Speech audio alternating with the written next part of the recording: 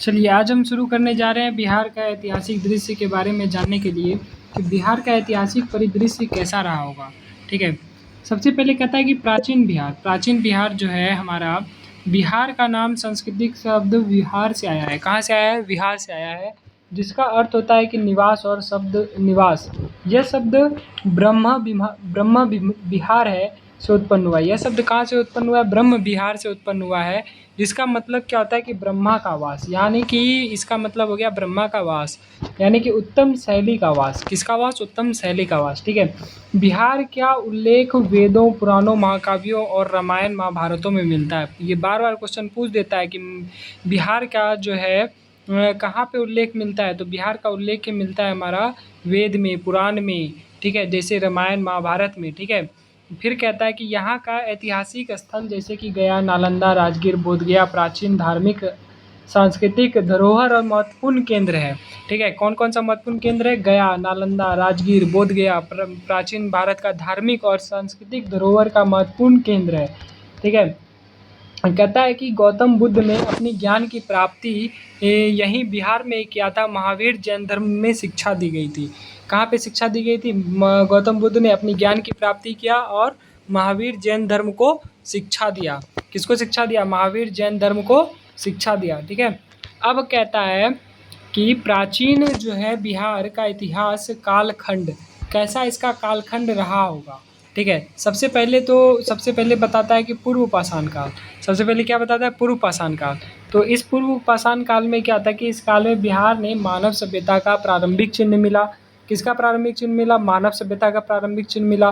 बिहार के विभिन्न हिस्सों में हजारीबाग, कुरपुरी, रज्जापा, संजय घाटी और सोना नाला यानी कि सिंहभूम और आरंभिक पाषाण युग के उपकरण जैसे कि कुल्हाड़ी, चाकू और फल प्राप्त हुए। इन स्थलों में मानव जीवन की प्रारंभिक सभ्यता का प्रमाण मिला। ठीक है। देखो क्या कहता है पूर्व पाषाण काल में कि इस काल में बिहार में मानव सभ्यता का प्रारंभिक चिन्ह मिला। मानव सभ्यता का प्रारंभिक चिन्ह मिला है, जैसे कि हजारीबाग में। हजारीबाग को क्या कहता है? खुरपी रजप्पा।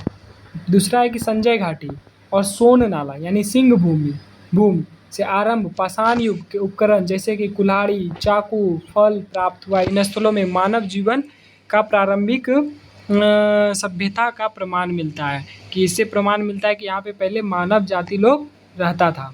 अब देखो मुंगेर जिला के पैसरा और नालंदा भी पाषाण युग के अवशेष मिले हैं, जिनसे यह साबित होता है कि बिहार प्राचीन काल में मानव सभ्यता का महत्वपूर्ण केंद्र था।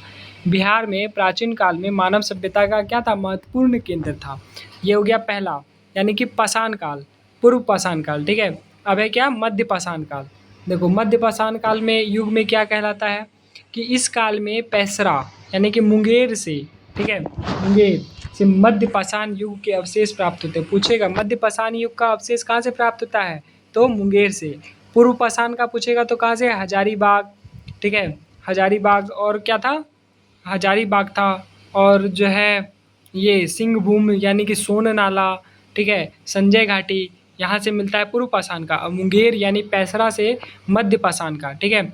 मध्य पाषाण युग का अवशेष प्राप्त हुआ। मध्य पाषाण युग में उपकरणों का विकास हुआ। किसका विकास हुआ? उपकरणों का, के साथ साथ मानव जीवन में महत्वपूर्ण बदलाव आए। इन अवशेषों को प्राप्त होता है कि इस काल में मानव सभ्यता में स्थिरता और जीवन शैली का बदलाव हुआ। किसका बदलाव हुआ? जीवन शैली और स्थिरता का बदलाव हुआ। ठीक है।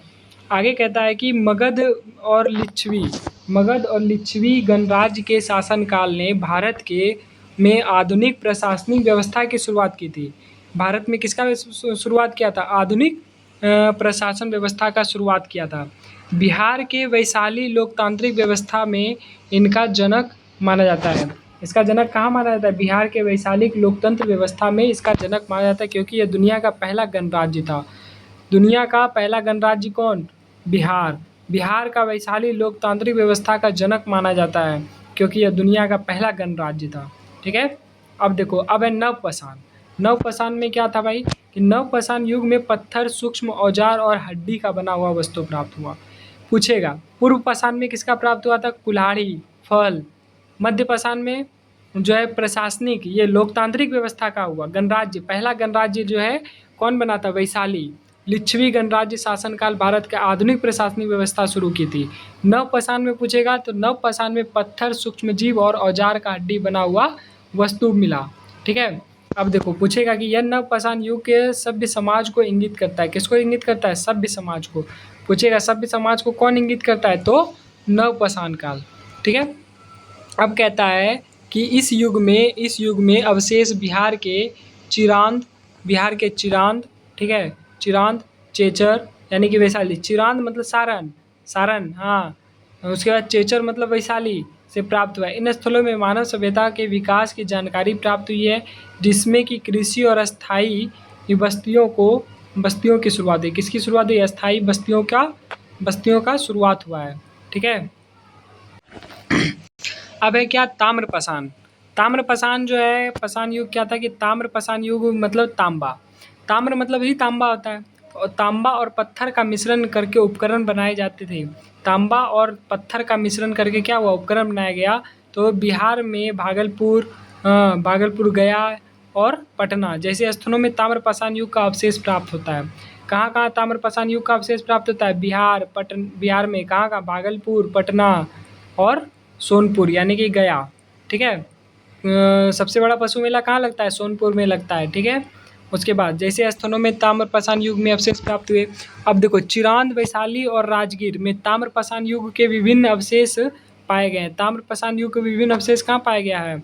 चिरांद, वैशाली और राजगीर में। चिरांद, वैशाली और राजगीर में। इस काल में मानव सभ्यता में कृषि, बस्तियों और सामाजिक संरचनाओं के विकास की शुरुआत हुई थी, और हड़प्पा सभ्यता के समान इस काल में काले और लाल मृद भांड, जो कि हड़प्पा सभ्यता की विशेषता मानी जाती है, बिहार में पाए गए। हड़प्पा सभ्यता का समान इस काल में काले लाल मृदभंड, जो कि हड़प्पा सभ्यता की विशेषता मानी जाती है, बिहार में पाए गए। यह इंगित करता है कि बिहार के लोग उस समय भी उच्च सभ्यता से संपर्क में थे और व्यापार, सांस्कृतिक और शिल्प में विकसित थे। कहता है कि ये इससे इंगित होता है कि हड़प्पा सभ्यता में के समान इस काले लाल मृद भांड, जो कि हड़प्पा सभ्यता की विशेषता मानी जाती है और बिहार में पाया गया, यह इंगित करता है कि बिहार का लोग उस समय भी उच्च सभ्यता से संपर्क में थे और व्यापार, सांस्कृतिक, शिल्प में क्या थे? विकसित थे।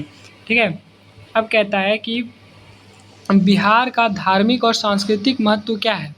तो देखो कहता है रामायण में, महाभारत में और बिहार का उल्लेख मिलता है, जहाँ श्री राम ने बक्सर के पास ऋषि विश्वामित्र से शिक्षा प्राप्त करी थी। गौतम बुद्ध और महावीर जैसे महान धार्मिक नेता बिहार की धरती पर गहरा संबंध रहा है।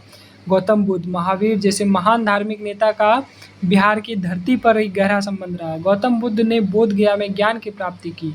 यह वही स्थल है जहाँ गौतम बुद्ध ने नींव रखी। वहीं महावीर ने बिहार के वैशाली में जैन धर्म को शिक्षा दिया था। पूछेगा गौतम बुद्ध ने बोध गया में ज्ञान का प्राप्ति किया था, और वह स्थल कहाँ है जहाँ पे कि महावीर ने बिहार के वैशाली में जैन धर्म का शिक्षा दी थी? नालंदा विश्वविद्यालय, जो कि प्राचीन भारत का सबसे बड़ा और प्रसिद्ध शिक्षण स्थल है।